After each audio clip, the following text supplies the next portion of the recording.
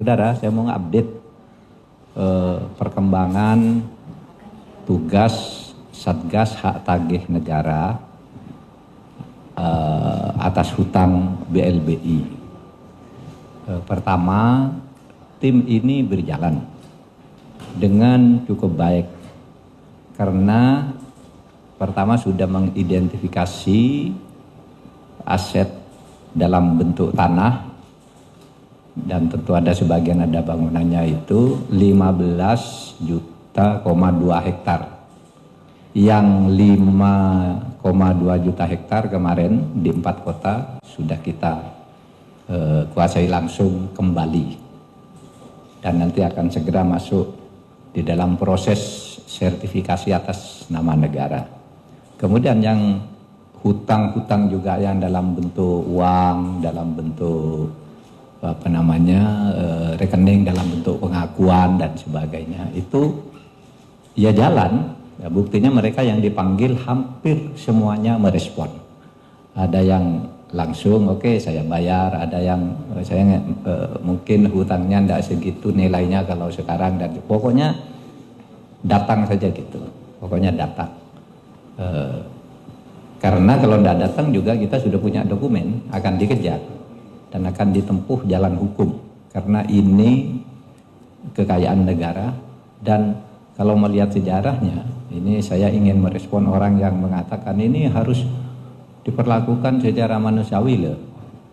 Ini kan dulu situasi harus dipahami dalam situasi saat itu, saat krisis. Mereka minjam itu dulu karena krisis.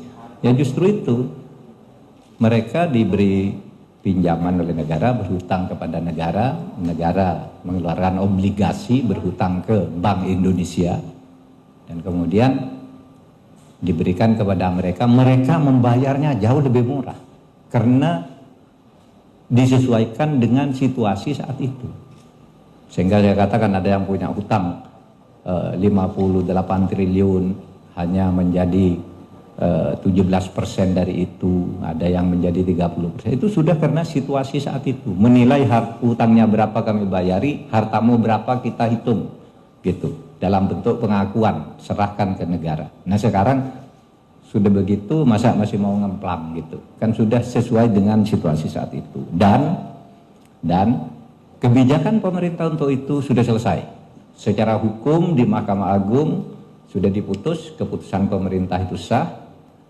Secara politik di DPR sudah melalui interpelasi, dan interpelasi waktu itu memutuskan apa yang dilakukan oleh pemerintah sah, tinggal sekarang mempercepat penagihan.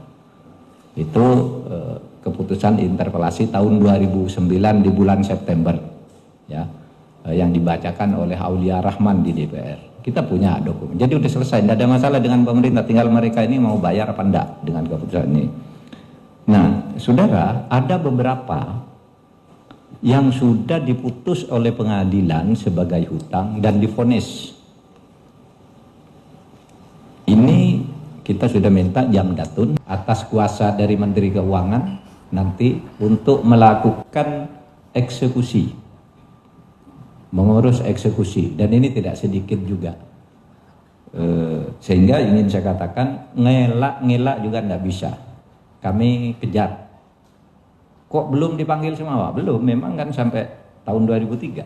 Kita bertahap lah, 3 bulan pertama apa kerja kita, 3 bulan berikutnya apa, 3 bulan berikutnya apa, sampai nanti kita akan melaporkan hasilnya kepada Presiden seperti apa. Tapi selama ini so far bagus. Yang di luar negeri pun juga bagus, artinya merespons. Pokoknya yang banyak itu yang merespon, masa utang saya begitu, oh saya dulu enggak begitu gitu. Ya datang aja klarifikasi kepada kami gitu, seperti apa dokumennya. Karena begini, kalau kami membiarkan orang punya utang dan yang berwenang seperti kita ini diam, itu bisa kita ini dianggap korupsi karena membiarkan orang lain menjadi kaya, ya. Barang siapa memperkaya diri sendiri atau orang lain atau korporasi dengan cara melawan hukum dan merugikan keuangan negara, itu kalau kami diam tidak boleh. Makanya kami tagih gitu. Itu bisa berbalik, kalau sudah kami tagih kok Anda diam, Anda yang kena secara hukum nanti. Kira-kira begitu ekstrimnya hukum. Oleh sebab itu di sini ada kejaksaan, ada kepolisian Republik Indonesia yang akan mengerjakan itu. Dan alhamdulillah kemarin nih, ini hari Selasa, Senin kemarin, dari sebuah bank kita juga sudah menyita uang 100 miliar. Sudah mencetak uang 100 miliar, sudah kami kuasai dari sebuah bank, dari salah seorang obligor. Teman-teman wartawan yang saya hormati, saya diminta oleh Ketua Satgas untuk menyampaikan kepada media mengenai perkembangan penanganan obligor dan debtor, ya, debitur maupun obligor yang menyangkut pelaksanaan bailout waktu itu oleh pemerintah tahun 97, 98, 99 terhadap perbankan di Indonesia. Seperti diketahui bahwa dengan adanya keputusan Presiden nomor 6 2021 tentang Satgas Penanganan Hak Tagih Negara, dana bantuan likuiditas Bank Indonesia ini yang tertanggal 6 April, maka kemudian kelompok tim untuk penagihan hak negara yang merupakan akibat dari langkah pemberian bantuan likuiditas Bank Indonesia kepada perbankan, maka tim telah membuat beberapa pokja.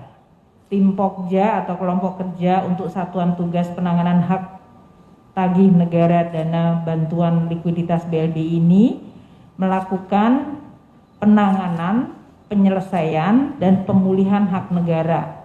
Jadi ada penanganan, penyelesaian, dan pemulihan, dan mereka membagi berdasarkan beberapa kelompok obligor dan debitor, yang dalam hal ini kalau obligor adalah mereka yang merupakan pemilik bank yang banknya mendapatkan BLBI, dan debitor adalah orang atau perusahaan yang meminjam di bank di mana bank tersebut mendapatkan BLBI. Ini yang kita tegaskan karena banyak juga yang menyampaikan saya tidak merupakan obligor, saya tidak ada sangkut pautnya dengan BLBI, tapi mungkin mereka adalah yang meminjam kepada bank, yang banknya itu kemudian harus di bail out oleh pemerintah. Nah, hari ini kami ingin menyampaikan bahwa sudah ada 24 pemanggilan kepada obligor dan debitur. Dari 24 ini ada yang hadir dan kemudian mengakui bahwa mereka memiliki utang dalam hal itu atau kewajiban kepada negara, dan kemudian menyusun rencana penyelesaian utangnya.